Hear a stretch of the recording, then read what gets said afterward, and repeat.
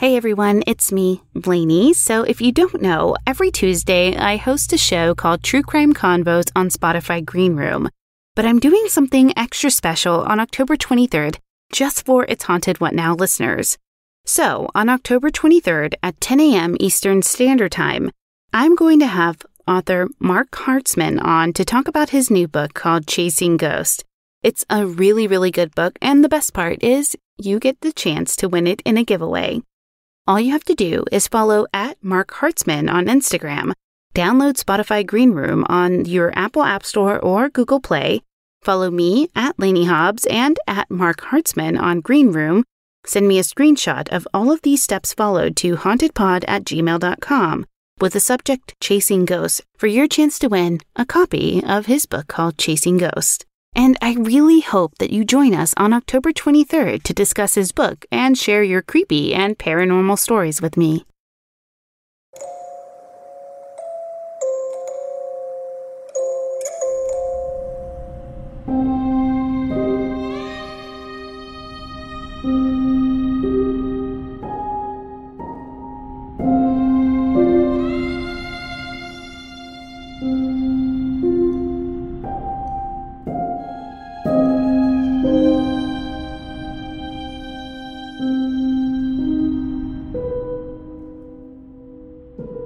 Welcome back to It's Haunted, What Now? I'm your host, Lainey. I feel like I always take a minute here to talk about how excited I am to tell you the stories that I've collected today. But I'm actually really excited to share these stories I've collected today. From strange sightings to ghostly encounters, I feel like these stories really capture the essence of classic scary stories that we all think of when we think of paranormal experience. They could happen to anyone, even you, as you're listening to me talk about them. That's kind of freaky. Okay, ready to get spooked?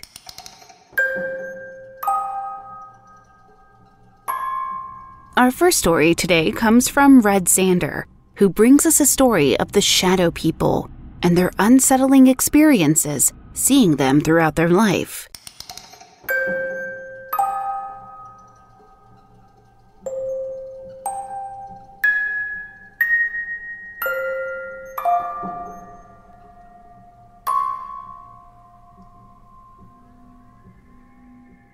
For the first year or two of seeing them, I would only see the shadow people from far away. If I were playing outside with the neighbors, I would see something tall, taller than a normal person, shooting from one house to another. Anytime I asked, the neighbors would tell me that nothing was there. Once, I even ran over to see if it was a dog or something, and nothing was there. This continued for a while until at one point, I noticed them at night. I'd see one standing just out of view under a lamppost, but I could tell it was there. I had the heavy feeling that I was being watched. One night, shortly after I was in my room, I was on my iPad and heard a noise from one side of the room. I had a flashlight and I directed the beam around. There was nothing. I was in a loft bed, so I was afraid that something was hiding underneath it. But again, there was nothing. I don't know why, but I shone the light towards the air vent that was visible from my bed. There in the light, staring back at me, was an all-black face with glossy, beady eyes. It stared at me for a second before moving away from the light. I screamed, but by the time my mom came in to look, there was nothing. About 3 years ago, one of the shadow people seemed to follow me to the school bus when I left in the dark early morning. While I didn't see it, my neighbor did, and they told me what they saw. As I left my garage that day, I was late. Everyone else was already at the stop. I walked down the middle of the road, and though my neighbor yelled something to me, I don't remember what it was. Later, my neighbor told me that there was a tall, dark man following right behind me. When we checked the cameras positioned above the garage, they didn't show anyone else there. Abruptly, about 2 years ago, I stopped seeing the shadow people. It led me to believe that I had just been seeing things and that it didn't really matter at all. That was, however, until one night when I woke up again, to the feeling of someone watching me. I rolled over and looked across my room towards the door and saw a large, hulking figure hunched over like it didn't fit in the room properly. I was too scared to move, and in front of my eyes, it faded away and disappeared. A month or so after that, I woke up to the same sensation. This time, I chose not to roll over and to ignore it. I'm pretty sure it touched me. I felt a sharp jab as if someone were poking me a little too hard, right on my upper back. I jumped violently and didn't sleep the rest of the night. Recently, I was telling a neighbor about all of this. They told me that a little girl who lived down the street had been seeing the exact same things. She told a similar story to my neighbors before she moved. It was really freaky. As of the past 8 months, I haven't seen or heard from the shadow people. Honestly, at this point, I'm curious about where they went.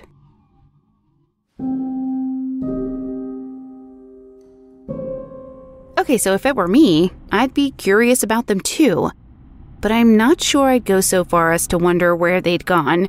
Personally, I think I'd be more focused on the fact that they're actually gone, or, at the risk of making things a little worse, I'd be worrying about how long it'll be until they come back.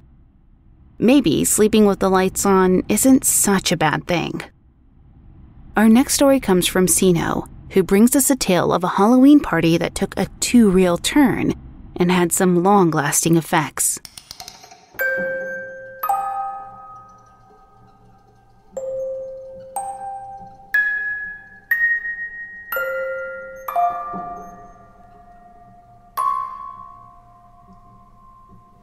I have had experiences with the paranormal my whole life. Shadows, apparitions, disembodied voices were all common for me. I had never given much thought to the things I'd seen or heard. To me, they were simply fun facts about me and provided scary stories that I could tell at sleepovers. That is, until fall of 2009. I was 15 at the time and had been invited to my first and only Halloween party. There were a handful of us. Myself, my friend who had invited me, about 6 other girls, and a few girls her younger sister had also invited. We had a pretty uneventful trick-or-treating outing, running into some boys we went to school with, but nothing very exciting. When we came back to the house, we all split up to change out of our costumes, gathering back up afterwards to hang outside. The younger girls were on a swing set in the backyard, while we older girls were closer to the deck, chatting. I was getting cold and felt uneasy out in the dark, so I decided to go inside with another girl. We had only made it to the doorway when we heard a loud scream, and one of the younger girls came bolting in, pushing past us to get in the house. The rest of the girls followed quickly behind. My friend was asked to go upstairs and talk to the terrified girl, and shortly afterwards she came running back down to us, frantic. She told me that I needed to go with her and practically dragged me out of the room. We got to the top of the stairs, and she explained that because of my background with witchcraft and the paranormal, plus the added fact that I was the oldest kid there, that I'd be the best one to help this girl. I was brought into the room and left alone with her. The girl was sitting on the floor, knees to her chin, sobbing into her arms. I sat across from her and lightly touched her hand. She looked startled but was relieved to see me. I asked her what had happened. She explained that she'd been sitting on the swing facing the woods. As she was swinging, she started to feel weird and uncomfortable. She jumped off the swing and stood at the edge of the woods. Her friend asked her if she was okay, but she'd only shushed her. She could hear a low growling, but she seemed to be the only one who could hear it. The girl decided to take a closer look and saw 2 bright red eyes staring back at her. The growl got louder. Then, at this point, the girl was so terrified that she screamed and ran away. I told her that I had the same uneasy feeling near the woods, and that was why I had gone inside. We decided it would be best to call her grandmother and have her picked up. While she waited alone, the rest of us decided to watch the fly. I started to get the feeling that something was wrong and told my friends I was going to go check on the girl waiting for her grandmother. When I walked in the room, she was sitting under the window that faced the front yard, head in her arms again. I asked if she was okay, and she said she'd seen a figure on the street while watching for her grandmother, and that the figure had the same red eyes from the woods. I looked outside, but only saw a car pulling in. No figures. My friend's dad walked her out to her grandmother and apologized for the inconvenience. I went back to the movie feeling a little better. At around 2 a.m., I woke up to use the bathroom. Unfortunately for me, so did another girl. Because I knew the house better, I used the upstairs bathroom while the girl used the downstairs. When I came out, I was drawn to the living room, where I could see the entire backyard through the window. I felt a wave of fear come over me when I stepped into the room. When I looked out the window at the edge of the woods, a shadow was standing there with bright red eyes. On its head, I could make out what looked like to be ram-like horns. I ran downstairs so fast that I thought I was going to fall. I sat on the floor at the end of my friend's bed, trying to comprehend what I had just seen. I fell asleep sitting up that night, and by morning we'd all just decided to not talk about the younger girl and what had happened to her. I couldn't get the image of the figure out of my head. When we decided to go to the woods to see if we could see anything, I didn't want to go. I stayed behind with another girl, a family friend that I'd grown up with. I told her what had happened to me, and we agreed to talk to the girl at school the next week. In the weeks after the party, I grew close to the girl as we tried to find a reason for what we'd seen or find out exactly what it had been. While searching for answers one day at our local library, one of the boys we'd seen out on Halloween night walked by. He apologized for eavesdropping, but he wanted to tell us he'd seen the same thing on the same night. The three of us sat and talked over the details of the incident. We figured out there had been about 2 hours between each of our sightings of the figure, starting with the youngest of us and ending with the oldest. We all ended up seeing the figure periodically after that, and started to suspect that it had something to do with our past lives together. We've all fallen out of touch since then, and as far as I know, none of us have seen the figure in years. The image still haunts me though, and I sometimes see it in my nightmares. I've always wondered what it is we saw, and the real reason that we all saw it that night. Since seeing it, my abilities to see, sense, and hear entities have been stronger than ever, and I've had more strange encounters than ever before. I can't help but wonder if this being has anything to do with those abilities. I've never asked the others if they've had similar enhancements, and now I'll never have the chance.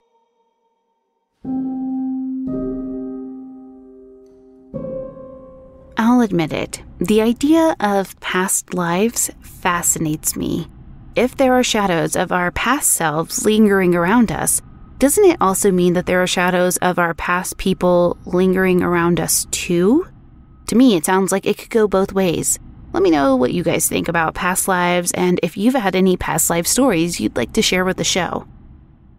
Our next story comes from Leash Unleashed. They bring us a story about their move to a less than appealing house and the supernatural events that followed.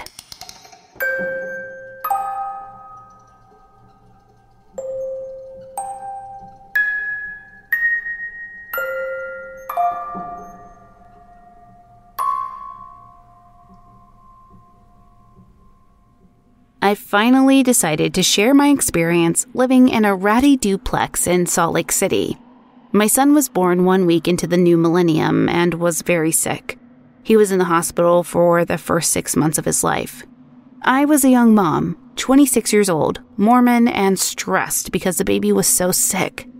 We lived in Seattle at the end of 1999 and had moved down to Salt Lake City on the 30th of December. The move was a bit urgent, so we didn't have the opportunity to find a proper place to live before I was due on January 5th.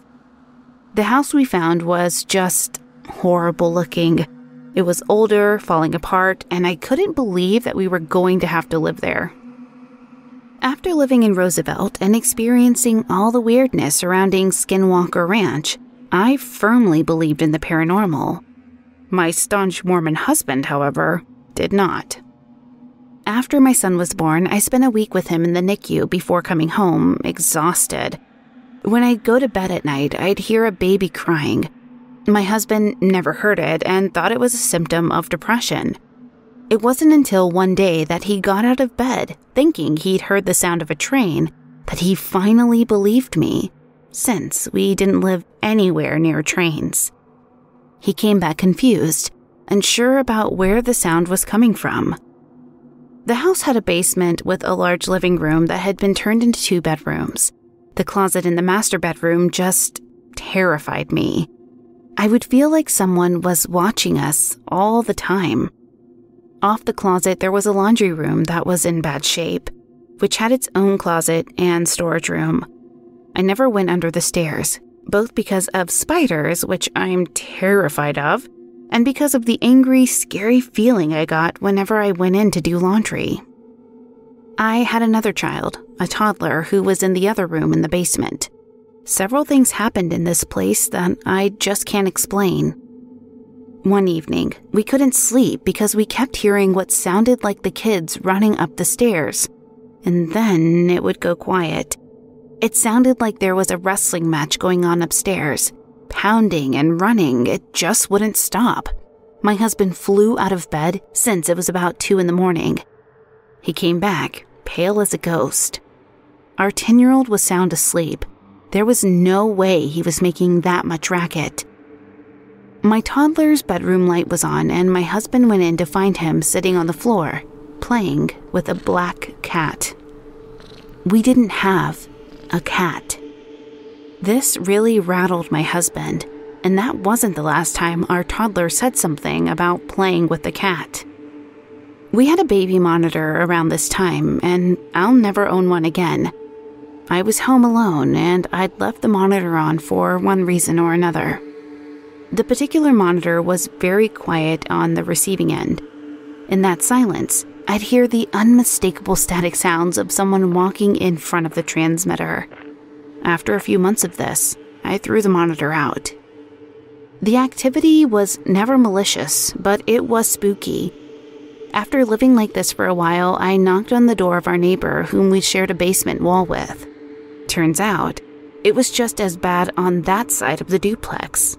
The oppressive energy in the basement interacted with our neighbor more than it ever had with me, becoming a lot scarier and more aggressive.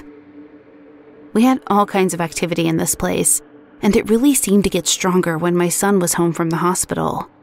The oppressive energy seemed to prey on his health.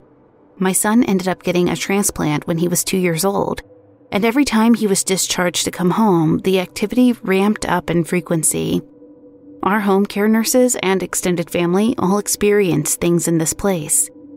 It's by and large the most haunted place I've ever been to.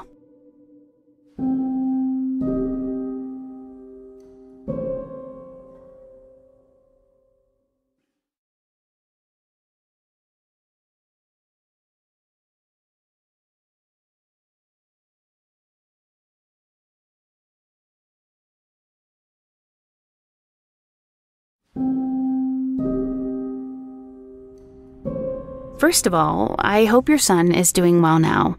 Second, that sounds like a seriously creepy house to be living in. The monitor bit especially gets to me because I have a new baby. I do have a monitor that I specifically requested not be connected to the Wi-Fi because of things like this. So thinking about anyone in my baby's room without my knowledge sends an absolute icy shiver down my spine. I can't imagine what it felt like to go through that. Our next story comes from Zealous Traveler 357, who tells us of some terrifying experiences their friends have been having recently.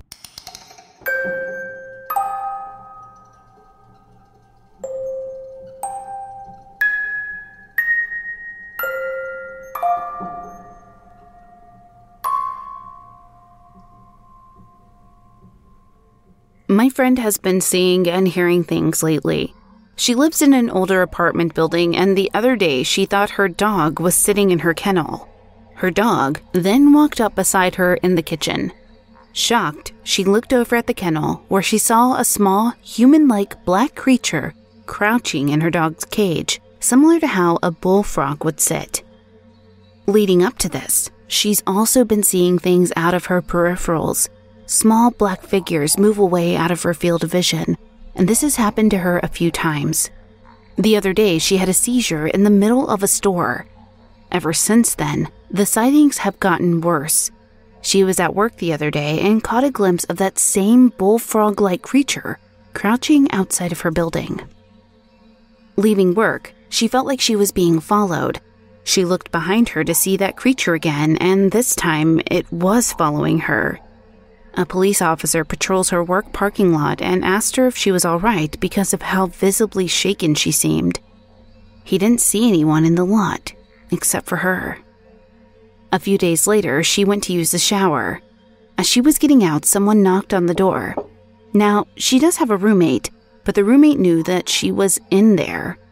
As she approached the door, the knocking sped up until she grabbed the handle to open it, and then it stopped. She confronted her roommate, who seemed to have no idea what had happened. That's the gist of what's been going on. She's had other strange things happen too, like LED lights being ripped down and slung across the opposite side of the room, or her Virgin Mary necklace ripped off her while she was sleeping, snapped right through the chain, not the clasp. She found the necklace the next morning, laid out on the bed in a way that seemed intentional. We have no idea what this could be. The research we've done never seems to fit the bill exactly. She says it's the same creature every time and that she can't make out many of its physical characteristics. Just that it's black, about human height, human-shaped, and when it's crouched, it seemed like a bullfrog. But while she was standing, she had a hard time making out its arms and legs.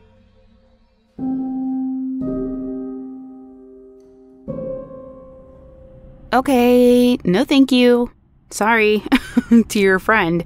No thank you. I mean, I hope your friend is still safe. And this sounds like a terrifying series of events that anyone would never want to be in, especially on top of dealing with serious medical concerns like a seizure.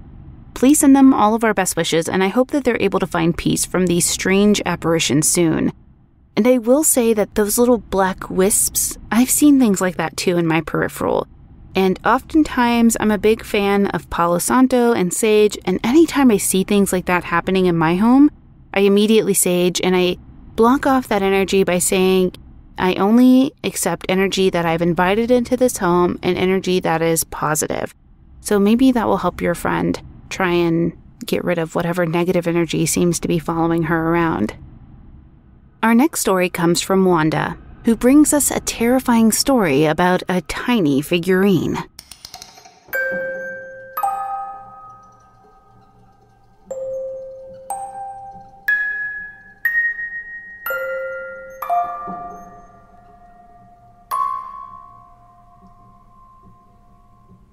I have a weird short story to tell. For my 16th birthday, my best friend bought me a wind-up clown figurine.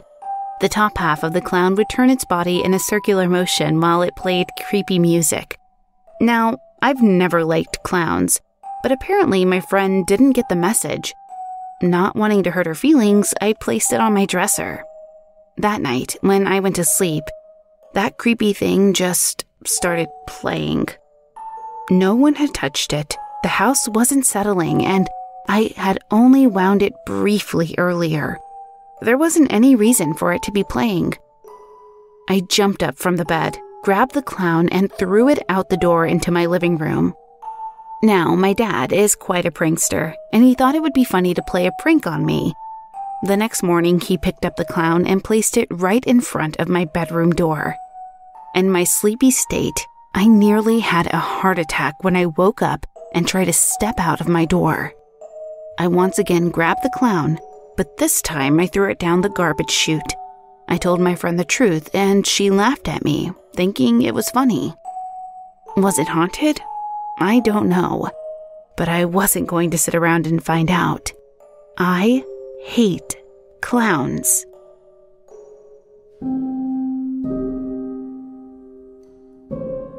You know what, Wanda?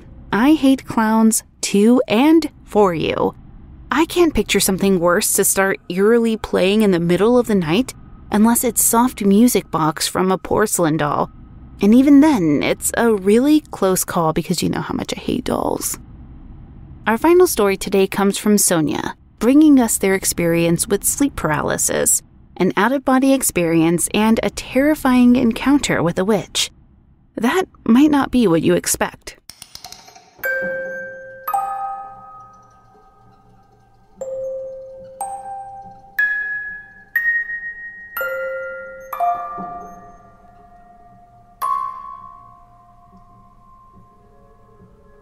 After multiple experiences with sleep paralysis, I met her, the witch, or the old hag, as some people might refer to this entity as. She stood in front of my bedroom doorway, floating in midair. She was dressed in a long black lace dress with a black veil over her face. Her hair was long and black, floating behind her as she glided closer and closer to my bed. I couldn't believe what I was witnessing. It was like something out of a movie. I was in a state of paralysis. I couldn't move and felt as if I was being held down to my bed with no way to escape. My eyes were open and I could see and feel her. It felt more real than reality to me. When the witch grabbed my hand, I felt a surge of emotion and sensations that I have never felt in my entire life. The feelings of death, pain, suffering, and sadness. What I struggled to understand that night was, whose emotions was I feeling? Was I feeling her emotion of a lifetime ago that she suffered in? Or was this a flashback to one of my past lives? I felt as if she was a family member visiting me from the grave to remind me of who I am or who I once was. A lot of my current life events would align very well if I had lived as a witch once upon a time. That still is a mystery to me. It truly is something that haunts me. I suddenly became very cold, the kind of cold you feel on a morning winter day as the front door of your home opens. I remained frozen and absolutely horrified. The witch came closer and closer. Her veil suddenly vanished, and I could see her face. She wasn't scary at all. She was simply beautiful. She had full red lips, eyes big and bright, and a beautiful jawline. She kneeled, smiled, and looked up at me. Closing her eyes, she caressed my face and grabbed my hand. She projected a vision to me of what looked to have taken place in the 1600s during the Salem witch trial days. I believed for a moment that she was showing me my ancestors. In the vision, I hear a woman screaming and the townspeople cheering on this atrocious event. The townspeople slowly went silent and vanished. I couldn't make out the face of the woman who was being burned. I could hear buzzing sounds as I normally do during a paralysis. I felt like I was being pulled back to my body and to my current reality. When I closed my eyes, I was back in my bedroom, but not fully in bed. It was my first out-of-body experience. I remember opening my eyes and slowly approaching my bedroom ceiling. Naturally, I began to panic. My heart was beating so fast it felt like I was going to die. I was tingly all over and I felt complete dread. That's when I realized the night terror wasn't fully over. I was disoriented and confused, and it took me a few seconds to realize my surroundings. I could look down and see my body laying there, fast asleep next to my partner. Something was growling and making strange vibrating noises. The growl was deep and evil, and it sent fear through my entire being. Floating there above my body, I saw shadow figures and what I believe were demons. I was slowly floating downwards, closer to my body. The shadow figures were growing and the door became like a black void. The figures were screaming, rushing with extreme speed towards myself and my partner, all while I hovered helpless like swimming through molasses. I screamed and tried with all my might to get to my body. I was suddenly falling and had no idea what was going to happen next. The next thing I remember was waking up in a panic in bed, ripping the bed sheets off and gasping for air. I felt like I'd been suffocating for hours. I had the sensation of walking, quick and with a purpose, nearly running. Next, I remember waking up to full awareness and being in my kitchen. I realized my partner would be worried by my strange behavior, so I rushed back to the room, hoping he hadn't seen me rush out of bed like that. He was awake and looking at me in pure horror, wanting to know what had just happened. I eventually admitted I was sleepwalking and apologized for waking him up. That was the first and last time I ever saw the witch. If she was asking me for help or showing me a message, I'll never know. The next morning, I explained to my partner everything that had happened. He laughed it off, telling me I'd gotten worked up over a dream. I sipped quietly on my coffee and agreed with him. Still laughing, he kissed me and left for work.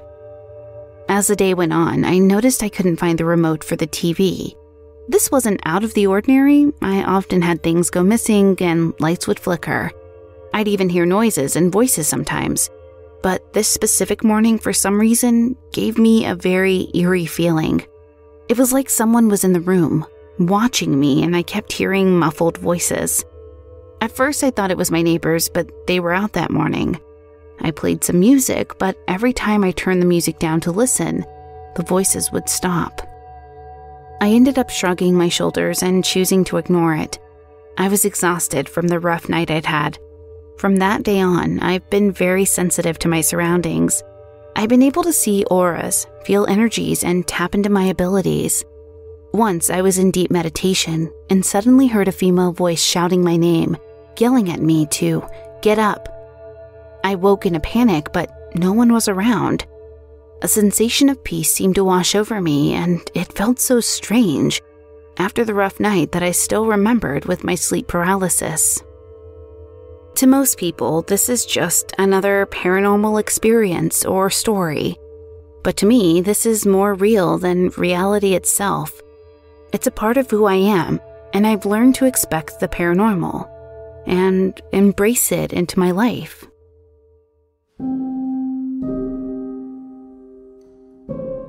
This is definitely a terrifying experience. Sleep paralysis sounds horrible, and my heart goes out to anyone who experiences it. Knowing it might be in your head doesn't make it any less frightening.